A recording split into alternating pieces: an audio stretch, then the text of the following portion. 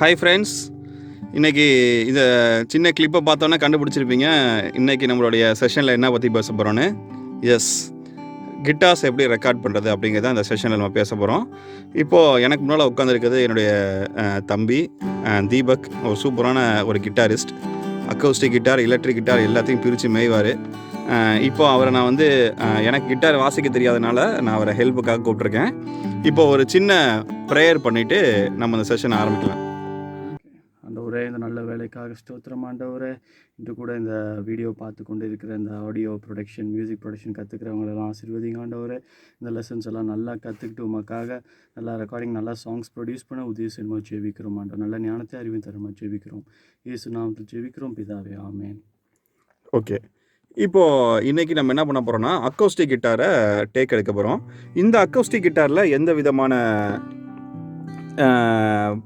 Cable சொல்கிறதுக்கான இடம் இல்லை. அது பேர் என்ன சொல்லுவாங்க? ஆக்ஸ் கேபிள் சொல்கிறதுக்கு எந்த இதுவுமே இல்லை. அது ஒரு இது சொல்லுவாங்களே, லைன்னு சொல்லுவாங்க, இன்னொன்று இதை சொல்லுவாங்க அதுக்கு. இப்போது நான் என்ன பண்ணியிருக்கேன்னா, இதை இந்த மைக்ரோஃபோன் மூலியமாக தான் நம்ம டேக் எடுக்க போகிறோம். இது லார்ஜ் டயஃப்ராம் கண்டென்சர் மைக்கு. இதை நான் எப்படி கனெக்ஷன் கொடுத்துருக்கேன் பாருங்கள். என்னுடைய ஆடியன்ட் இன்டர்ஃபேஸில் நான் வந்து லெஃப்ட்டில் கனெக்ஷன் கொடுத்துருக்கேன். அதாவது மோனோ சேனலு லெஃப்ட் சேனலில் கனெக்ஷன் கொடுத்துருக்கேன். இங்கிட்டு இருக்கிறது வந்து பார்த்திங்கன்னா மோனோ சேனல், ரைட் சேனல், ரெண்டையும் சேர்த்து நான் பயன்படுத்தும் போது அது ஸ்டீரியோவாக மாறிக்கும். இப்போது இந்த கிட்டாரை நான் மோனோவை தான் எடுக்க போகிறேன். எப்படி இருக்குங்கிறத பார்ப்போம். இப்போ நான் அதுக்காக என்ன பண்ணிக்கிறேன்னா, ஒரு ட்ராக் ஒன்று க்ரியேட் பண்ணிக்கிட்டேன். அந்த ட்ராக்கில் வந்து நமக்கு மோனோ இன்புட் கொடுத்துக்கிட்டு நான் வச்சுக்கிட்டேன். எப்படி மோனோ இன்புட் கொடுக்குறதுங்கிறது நம்மளை ஏற்கனவே படிச்சிருக்கோம். ஜஸ்ட்டு ஸ்டூடியோ ஒன் டூல்ஸில் ஆப்ஷன்ஸில் போயிட்டு சாங் செட்டப்பில், ஆடியோ செட்டப்பில் இந்த இடத்துல 2 இன்புட்டு, 1 இன்புட் 1 அப்படின்னு சொல்லியிருக்குல்ல. இந்த இன்புட்டில் பாருங்கள், அவர் வாசிக்கும் போது சின்ன சின்ன சத்தம் வருது பார்த்தீங்களா. இப்போ இந்த இன்புட்டு தான் நான் வந்து என்ன பண்ணணும்னா செலக்ட் பண்ணணும். அதனால் என்ன பண்ணிக்கிறேன்னா, இந்த இதில் இன்புட்டுங்கிறத நான் செலக்ட் பண்ணிட்டேன் பாருங்கள். இது ஒரு இன்புட்டு, இது ஒரு இன்புட்டு, இது ரைட் இன்புட்டு, இது லெஃப்ட் இன்புட். இதை நான் கிளிக் பண்ணேன்னா எந்த விதமான சிக்னலுமே வரல. ஏன்னா அது ரைட் சேனல். ரைட் சேனல்ங்கிறது இந்த பர்டிகுலர் டிஐன்னு போட்டிருக்கு பார்த்தீங்களா, இந்த பாக்ஸை குறிக்கும். இங்கே லெஃப்ட் சேனல். அதனால் நான் என்ன பண்ணிக்கிறேன்னா, இந்த இடத்துல இந்த ஒரு இன்புட் இருக்குது பார்த்தீங்களா, லெஃப்ட் இன்புட்டு, அதை நான் செலக்ட் பண்ணிக்கிறேன். இப்போ வாசிக்கும் போது ஒரு சிக்னல் வரும். சரிதானே? இப்போ அடுத்து நான் என்ன பண்ண போகிறேன்னா, ஜஸ்ட்டு நான் ரெக்கார்ட் பட்டன் கிளிக் பண்ணேன்னா பாருங்களேன், இப்போ ரெக்கார்ட் ஆக ஆரம்பிச்சிருச்சு. ஆனால் வாசிக்கும் போது ஒன்றுமே ரெக்கார்ட் ஆகலை பாருங்கள். இப்போ கேட்குற சத்தம் வந்து மைக்ரோஃபோனோட வழியாக வருது. எந்த மைக்ரோஃபோன்னா என்னுடைய ஃபோனோட மைக்ரோஃபோன் வழியாக வருது. ஆனால் எந்த சத்தமும் ரெக்கார்ட் ஆகலை. ஏன் சத்தம் ரெக்கார்ட் ஆகலைன்னா, இந்த பர்டிகுலர் சேனலுக்கு நான் எந்த கெயினுமே கொடுக்கல. இதுதான் இந்த பர்டிகுலர் லெஃப்ட் சேனலுக்கான கெயின். இது நல்லில் இருக்கா, 0ல் இருக்கனால எனக்கு எந்த சிக்னல் வரல. இப்போ நான் என்ன பண்ண போகிறேன்னா, இதை ரைட்டாக ரைஸ் பண்ணிகிட்டே வரேன். இப்போ வாசிக்க அங்கே பாருங்கள், சிக்னல் அங்கே வந்துக்கிட்டே இருக்கும். சிக்னல் வருது பார்த்தீங்களா. இந்த சிக்னல் வந்து ரொம்ப கம்மியாகவும் இருக்கக்கூடாது, ரொம்ப அப்படிங்க பாருங்க, இப்படி இப்போ வைக்கிற பாருங்க, அங்கே பாருங்க எவ்வளோ பெருசுக்கு வருது பாருங்க. இவ்வளோ பெரிய சிக்னலாக இருக்கக்கூடாது, ரெண்டுக்கும் நடுவில் ஒரு சிக்னலாக இருக்கணும். இப்போ நல்லா வேகமாக வாசிக்கும் போது நடுவு சிக்னலாக வரணும், நடுவில் இருக்கணும். இப்போ வேகமாக வாசிங்களேன். ஓகே, இது ஒரு நல்ல சிக்னல். இப்போது இந்த மாதிரி அதிகமாக வர சிக்னல் இருந்தால் போனால் உங்களுடைய ட்ராக்கை வந்து பீக் ஆகும். இந்த இடத்துல சவகப்பாளரில் ஒரு லைட் எரியுது பார்த்தீங்களா, இப்படி லைட் எரியும். அதாவது என்னென்னா, இது அளவுக்கு மீறி நீங்கள் இன்புட் சிக்னல் கொடுக்குறீங்கன்னு அர்த்தம். இப்போ இந்த சிக்னல் ஓகேவான சிக்னல். ஸோ என்ன பண்ணிக்கிறேன்னா, என்னோடய இன்டர்ஃபேஸில் இந்த இடத்துல நான் என்ன பண்ணிக்கிறேன்னா ஸ்டாப் பண்ணிக்கிறேன். இது ஓகே அப்படின்னு சொல்லிட்டு ஸ்டாப் பண்ணிக்கிட்டேன். சரிங்களா? இப்போது வாசிக்க போகிறாரு. இப்போ நான் செட் பண்ணி வச்சுருக்கேன் கிட்டாரை. இப்போ எங்கே கிட்டாரை வச்சுருக்கேன், கிட்டாருக்கு பக்கத்தில் மைக் வச்சுருக்கேன்னா அந்த ஹாலோவுக்கு பக்கத்தில் வச்சுருக்கேன். இப்போது கிட்டார் வாசிக்கும் போது எப்படி கேட்குதுங்கிறத கேளுங்களேன்.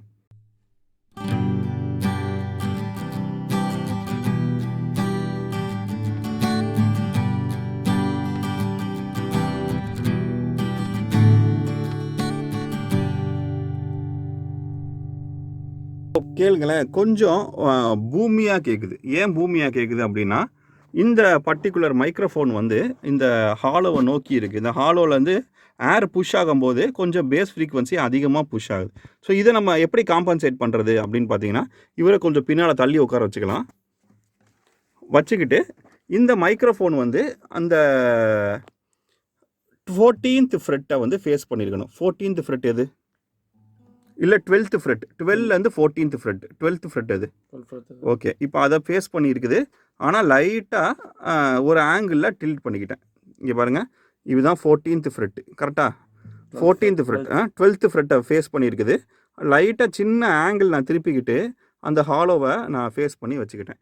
இப்போ வாசித்து பாருங்கள் எப்படி இருக்குன்னு கேளுங்களேன்.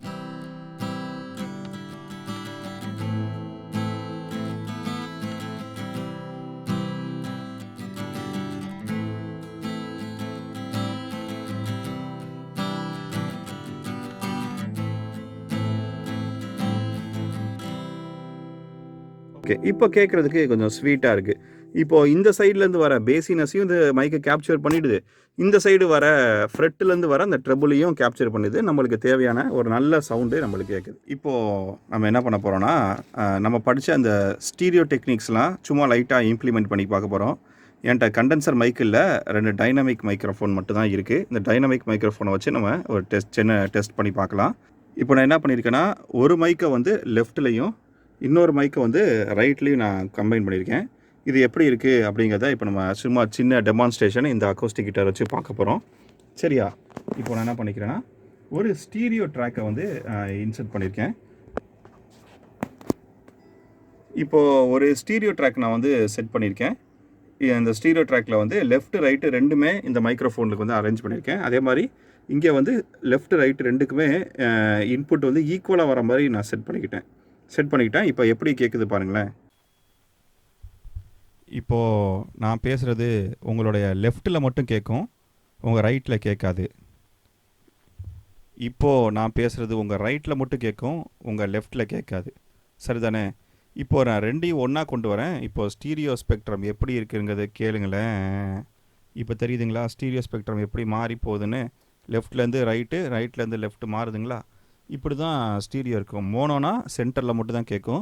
ஸ்டீரியோங்கிறது இப்படி மாறி மாறி நம்மளுக்கு கேட்கும். சரியா? இப்போது நம்ம என்ன பண்ண போகிறோன்னா, இந்த அக்கோஸ்டிக் கிட்டாரை வந்து இந்த ஸ்டீரியோ பேட்டர்ன் வச்சு நம்ம ரெக்கார்ட் பண்ண போகிறோம். இந்த ரெக்கார்டிங் பேட்டர்னுக்கு பேர் என்னது? XY pattern. XY பேட்டர்னில் என்ன பண்ணுவோம், 2 மைக்ரோஃபோனை 90 டிகிரி ஆங்கிளில் வச்சுக்கிட்டு நம்ம ஃபேஸ் எதுவும் மாறாமல் கேப்சர் பண்ண போகிறோம். ட்ரை பண்ணலாமா? ஓகே.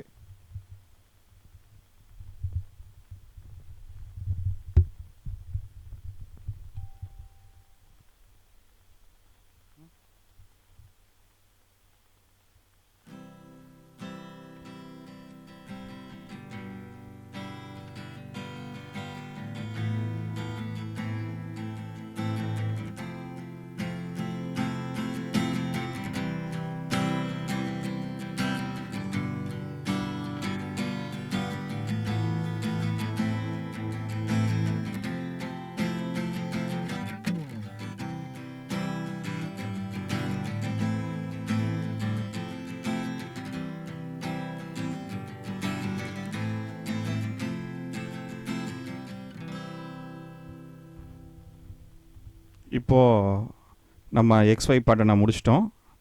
அடுத்த பேட்டர்ன் பேர் என்னது நீங்களே சொல்லிவிடுங்க. AB டெக்னிக் ஃபாலோ பண்ணலாமா? நம்ம AB டெக்னிக் எப்படி ஃபாலோ பண்ணோம்? 3:1 ரூலை ஃபாலோ பண்ணி நம்ம செய்யலாமா?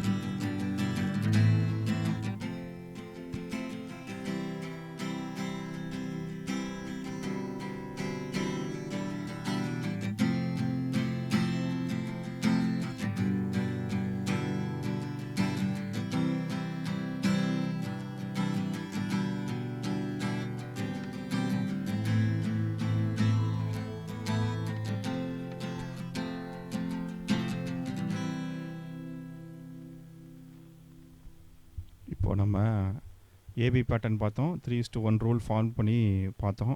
இப்போ பார்த்தீங்கன்னா நான் லெஃப்ட் மைக் எடுத்துச்சுன்னா ரைட் மைக்கில் மட்டும் ரைட் சைடு நம்ம கேட்டுச்சு. அதே மாதிரி தான் வைசி வர்ஸா, ரைட் எடுத்தேன்னா லெஃப்ட் மட்டும் கேட்டுச்சு. இதுதான் ஸ்டீரியோ ரெக்கார்டிங் அப்படிங்கிறது. இப்போ உங்களுக்கு புரியும்னு நினைக்கிறேன். இப்போது அடுத்த டெக்னிக்கை பற்றி நம்ம படிக்க போகிறோம். இந்த டெக்னிக் வந்து ஓஆர்டிஎஃப் ஞாபகம் இருக்கா?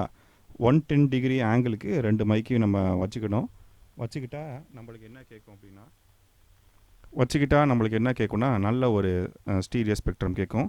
இப்போது ஓஆர்டிஎஃப் டெக்னிக் பார்க்க போகிறோம். இந்த ஓஆர்டிஎஃப் டெக்னிக்கில் 2 மைக்ரோஃபோனை 110 டிகிரி ஆங்கிளுக்கு செப்பரேட் பண்ணி வச்சுருப்போம். எப்படி கேட்குதுன்னு பார்க்கலாமா?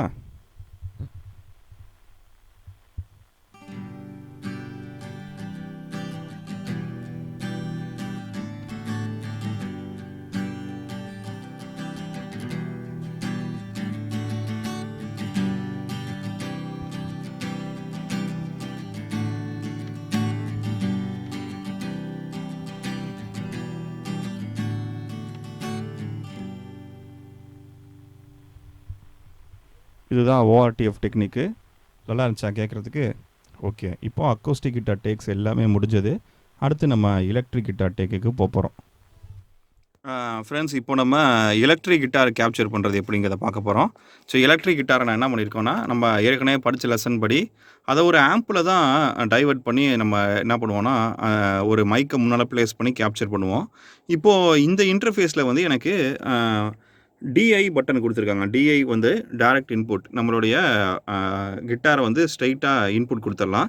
இப்போ நான் ஏற்கனவே சொன்னேன், இதுதான் input channel number 1 left, input channel number 2 ரைட்டுன்னு சொன்னேன். இது வந்து நான் மோனோவாக தான் கொடுத்துருக்கேன். இப்போ அதனால் நான் என்னவா செலக்ட் பண்ணிக்கிறேன்னா, இந்த இடத்துல ஒரு புது ட்ராக் ஒன்று க்ரியேட் பண்ணிக்கிறேன். அந்த ட்ராக்கில் சேனல் நம்பர் 2ன்னு சொல்லி கொடுத்துக்கிறேன். இப்போது சின்னதாக ஒன்று ப்ளே பண்ணோன்னா நம்மளுக்கு வந்து ரெஸ்பான்ஸ் வரும் பாருங்களேன்.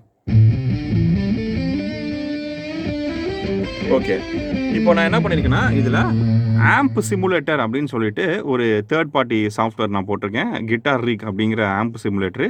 இப்போ இதில் எப்படி ப்ளே ஆகுதுங்கிறத நம்ம பார்க்க போகிறோம். ஓகேவா ஃப்ரெண்ட்ஸ்?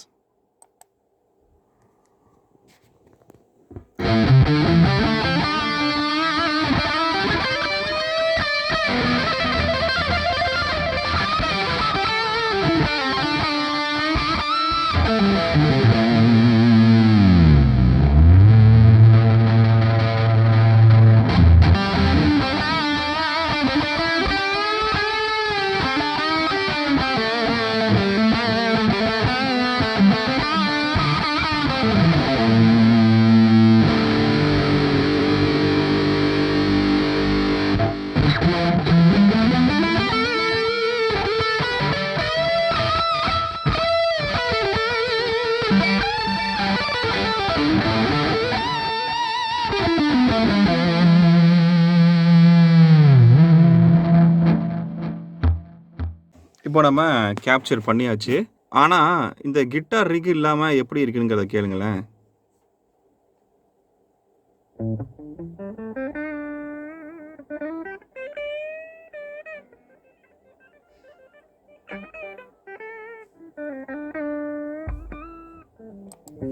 ஆனால் இந்த ஆம்ப் சிமுலேட்டரை நான் ஆன் பண்ணோன்னே இதோட எஃபெக்ட் எப்படி இருக்குன்னு பாருங்களேன்.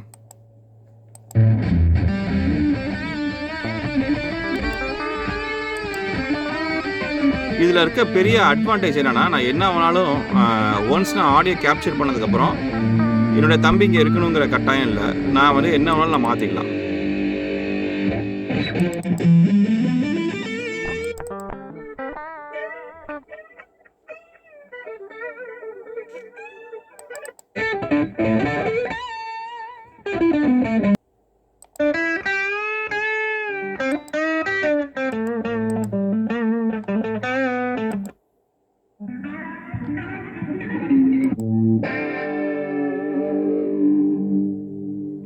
பார்த்தீங்களா? இப்போது கிட்டார் வாசிக்கிறவர் இல்லைனாலும் பரவாயில்ல, என்னால் என்ன பண்ண முடியும்னா, என்ன கேபினெட் வேணாலும் நான் சூஸ் பண்ணிக்கிட்டு என்னால் வந்து வாசிக்க முடியும்.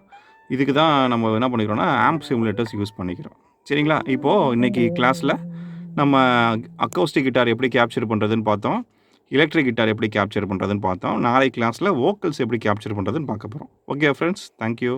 இப்போது நம்ம என்ன பண்ண போகிறோன்னா, திரும்ப நான் மோனோக்கு ஸ்விட்ச் பண்ணிக்கிட்டேன். ஸ்விட்ச் பண்ணிவிட்டு இப்போ நம்ம என்ன பண்ண போகிறோன்னா, பைனாரல் டெக்னிக் யூஸ் பண்ண போகிறோம். எப்படி இருக்குங்கிறத பார்ப்போமா? பைனாரல் டெக்னிக் பண்ணுறதுக்கு அதே மாதிரி ஒரு மோனோ மைக்ரோஃபோன் வச்சுக்கிட்டேன். 12th ஃப்ரெட்டை ஃபேஸ் பண்ணி கொஞ்சம் ஒரு டிகிரி ஆங்கிளுக்கு வந்து என்ன பண்ணியிருக்கேன்னா, என்னோடய மைக் வந்து திருப்பியிருக்கேன். இப்போது வாசிக்க போகிறாரு. நம்ம பைனாரல் எப்படி இருக்குன்னு செக் பண்ண போகிறோம்.